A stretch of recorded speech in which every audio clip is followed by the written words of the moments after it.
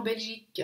Je vais vous parler d'une valeur qu'on associe souvent aux Belges, et pour parler de cette valeur, je ferai référence à un événement récent de l'actualité qui, lui-même, fait écho à une partie importante de l'histoire de la Belgique. Alors cette valeur qu'on associe souvent aux Belges, c'est la modestie, la discrétion. On peut dire que le roi Philippe, 7e roi des Belges, est une personne modeste et très discrète. La reine Mathilde de même.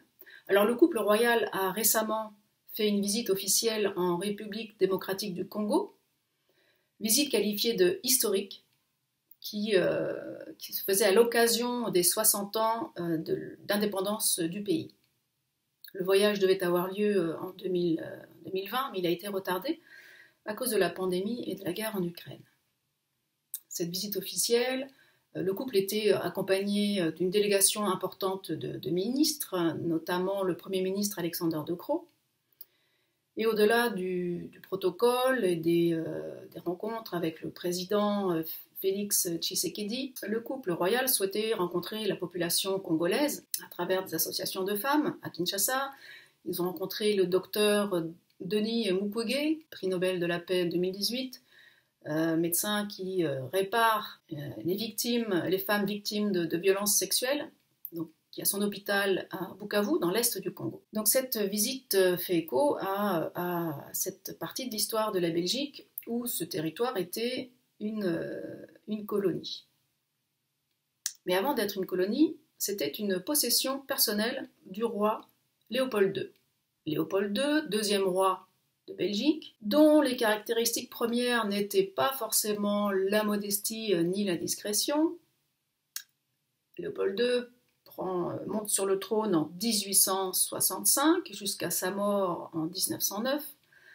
Il avait de grandes ambitions pour son royaume et une grande soif aussi de conquête. En 1876, il mandate différents explorateurs, dont le célèbre Henry Morton Stanley, pour poser les premiers jalons et les premières fondations d'un territoire, donc en Afrique centrale, qui fait 80 fois la Belgique, et qu'il appellera, donc ce sera l'Association internationale africaine. En 1884 commence la conférence de Berlin, les puissances européennes se répartissent le gâteau africain, Léopold II réclame sa part et obtient donc ce territoire qu'il avait déjà fait explorer, qui devient donc en 1885 une zone de libre-échange où il y a du travail forcé, une exploitation totale de la main-d'œuvre, une extraction des ressources, du caoutchouc, de l'ivoire, des mines. D'ailleurs, toute cette richesse contribuera à la richesse de la Belgique.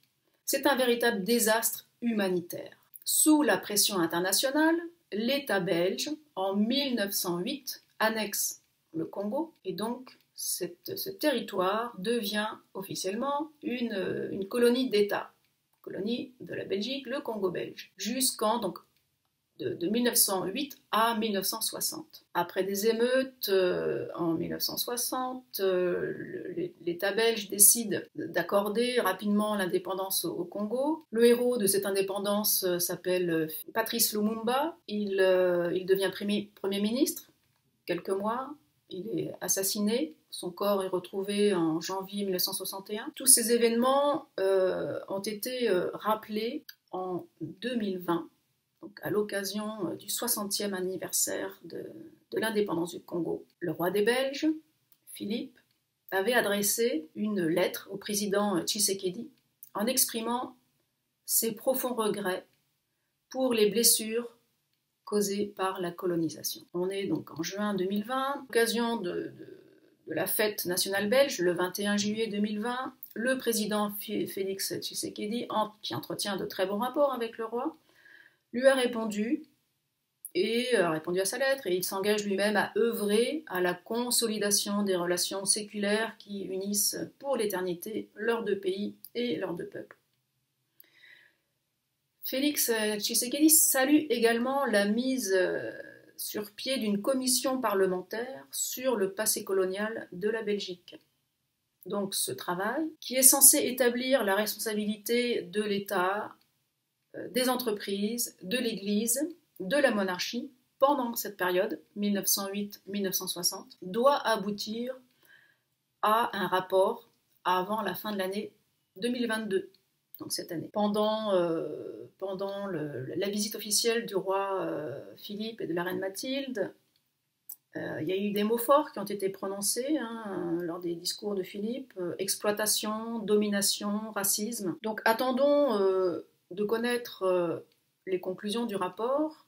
Y aura-t-il des réparations financières? Y aura-t-il des restitutions d'œuvres culturelles au Congo, à la République démocratique du Congo? Ces œuvres culturelles qui sont pour la plupart hébergées au sein de l'Africa Museum, qui était l'ancien musée royal de l'Afrique centrale, qui a été complètement revisité et qui a réouvert en 2018 à Tervuren, près de Bruxelles. Je vous remercie pour votre écoute et vous dis à bientôt.